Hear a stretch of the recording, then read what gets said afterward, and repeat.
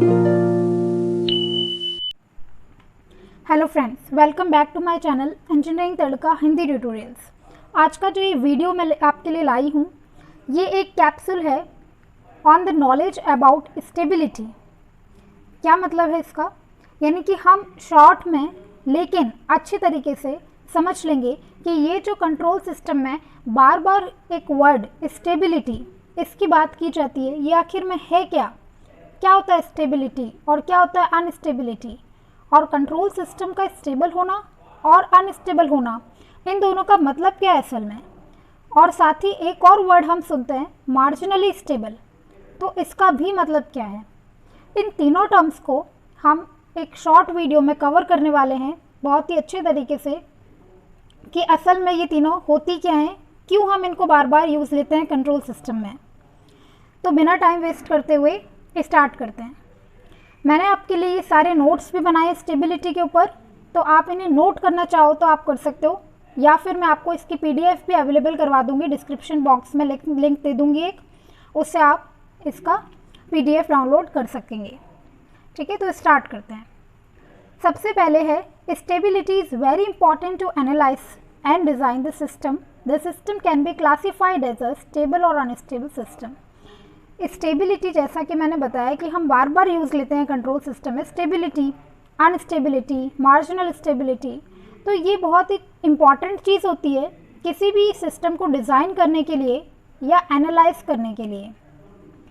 System जो है वो दो तरीके का हो सकता है, या तो भाई वो स्टेबल होगा और या फिर वो क्या होगा, अनस्टेबल हो जाएगा।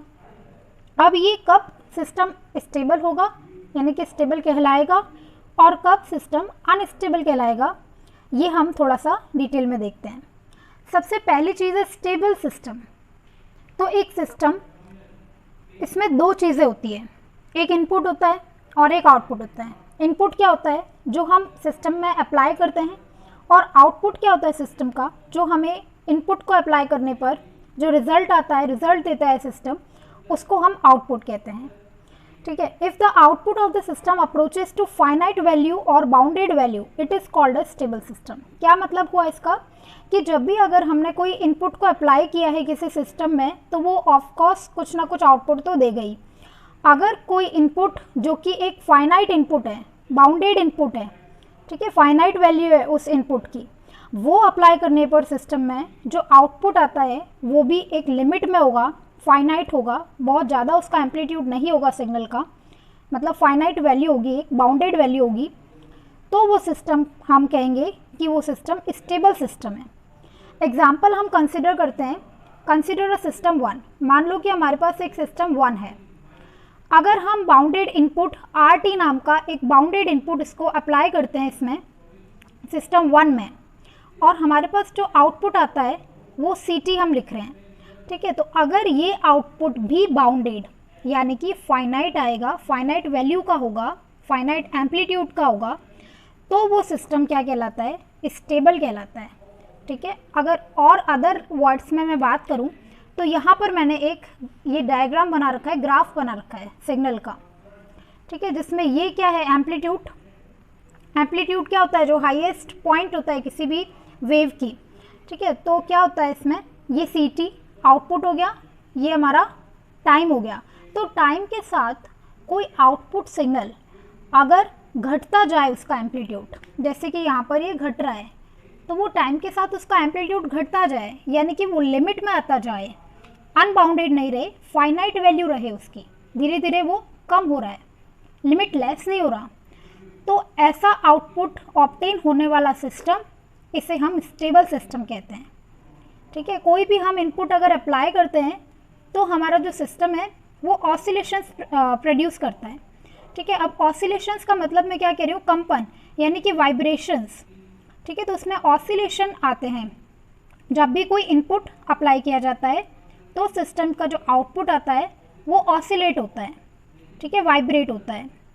और अगर ये ऑसिलेशंस, जैसे कि ये ऑसिलेशन से तो आ रहे हैं, ये ऑसिलेशन से तो हैं, तो ये ऑसिलेशंस अगर टाइम के साथ डिसअपियर हो जाते हैं, यानी कि धीरे धीरे स्लोली कम होते जाते हैं और डिसअपियर हो जाते हैं, गायब हो जाते हैं ये ऑसिलेशंस, और स्टेबल हो जाता है हमारा सिग्नल, तो वो जो सिस्टम है जिसमें हमने इनपुट अप्लाई किया और ऐसा आउटपुट आया, स्टेबल आउटपुट आ गया, वो सिस्टम हमारा स्टेबल सिस्टम कहलाएगा। इसके बाद हम चलते हैं अनस्टेबल सिस्टम की तरफ। कि आप स्टेबल तो समझ लिया क्या होता है, कि बाउंडेड इनपुट अप्लाई करने पर जो आउटपुट आए वो भी बाउंडेड आए, एक फाइनाइट वैल्यू है आउटपुट की, तो वो सिस्टम क्या होता है, स्टेबल सिस्टम होता है। अब अनस्टेबल सिस्टम क्या होता है, इसका जस्ट अपोजिट।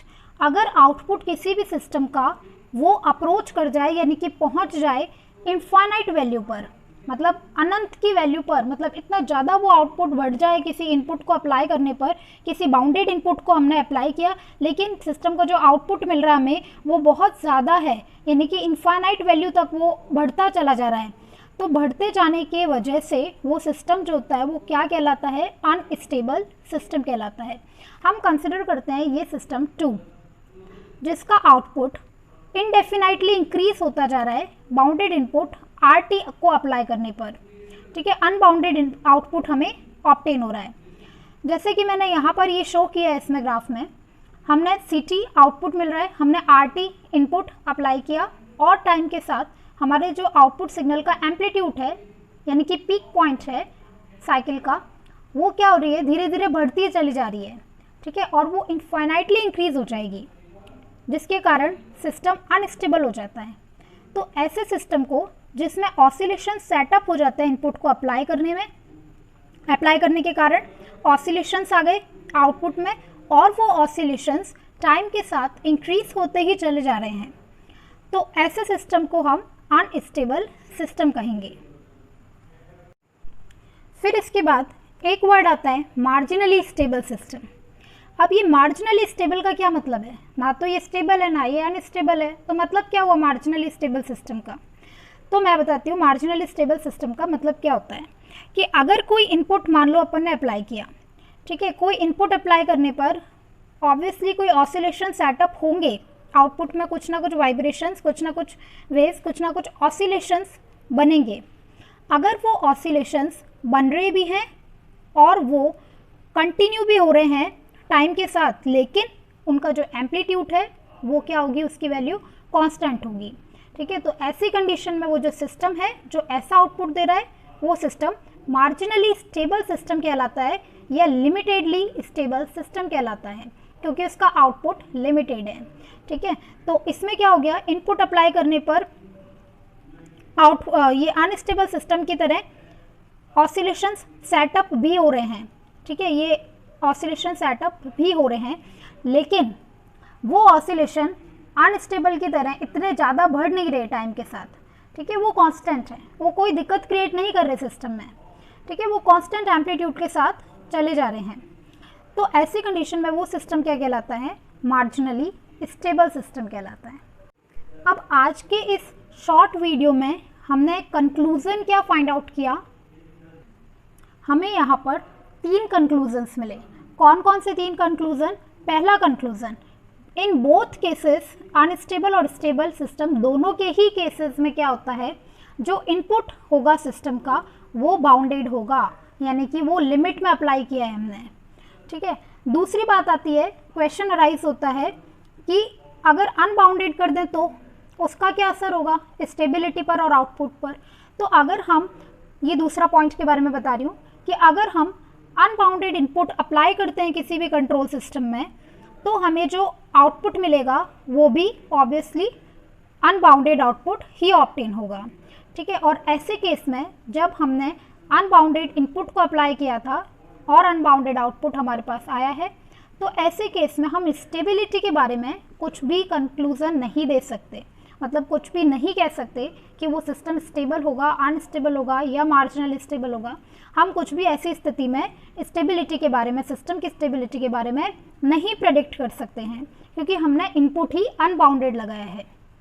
तीसरा कंक्लूजन है, a linear time invariant system is stable, कि एक linear time invariant system stable कब होगा, the system is excited by a bounded input and output obtained is also bounded, ठीक है। कि सिस्टम स्टेबल कब होगा, यही तो कंक्लूजन निकाला हमने, पढ़ा था अभी जो, कि सिस्टम को अगर एक्साइट किया जाए, यानी कि उसमें इनपुट बाउंडेड अप्लाई किया जाए और उसका आउटपुट भी बाउंडेड ही आए, तो तो वो सिस्टम स्टेबल होता है। और इसी को क्या बोलते हैं, BIBO, बीबो, ठीक है, जिसकी फुल फॉर्म क्या होती है, बाउंडेड इनपुट बाउंडेड आउटपुट, मतलब बाउंडेड इनपुट अप्लाई करने पर आउटपुट भी बाउंडेड आया है।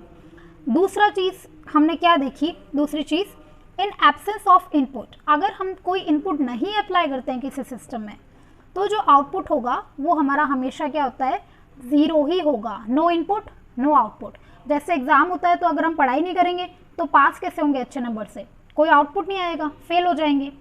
तो उसी तरीके से कोई इनपुट नहीं होगा तो सिस्टम हमारा कोई आउटपुट प्रोड्यूस नहीं करेगा, हमें कोई किसी प्रकार का कोई आउटपुट वो नहीं देगा। तो ये 3 कंक्लूजन्स हमने ड्रॉ किए आज के इस छोटे से लेक्चर से।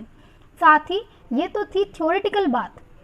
अब एक सिस्टम की स्टेबिलिटी, अनस्टेबिलिटी और मार्जिनल स्टेबिलिटी, इनको फाइंड आउट करने के लिए अलग अलग मेथड्स बनाए गए हैं कंट्रोल सिस्टम में, ठीक है। जैसे पोलर प्लॉट हो गया, नाइक्विस्ट प्लॉट हो गया, नाइक्विस्ट क्राइटेरियन के द्वारा स्टेबिलिटी को चेक करना हो गया, पोल्स एंड ज़ीरोस की मदद से स्टेबिलिटी को चेक करना हो गया। तो वो सारे अलग अलग वीडियोस मैंने बनाए हुए हैं, तो आप उनमें वो देखिए। जो भी आपको क्वेश्चन पूछा जाएगा कि स्टेबिलिटी चेक करो सिस्टम की इस मेथड को यूज़ करके, जैसे कि यूजिंग पोलर प्लॉट या फिर using Nyquist criterion and Nyquist plot या फिर पोल्स एंड ज़ीरोस की हेल्प से आप करके बताओ, तो वो डिपेंड करता है क्वेश्चन पूछने पर। सबके अपने अपने तरीके हैं और वो आप वीडियोस देख सकते हैं, मेरी कंट्रोल सिस्टम की प्लेलिस्ट में सारी बनाई हुई है। तो thanks for watching the video, hope you like it. अगर अच्छा लगा हो तो लाइक करिएगा, शेयर करिएगा और मेरे चैनल को सब्सक्राइब करिएगा और स्टडी रिलेटेड वीडियोज़ के लिए। Thanks for watching, see you in the next video.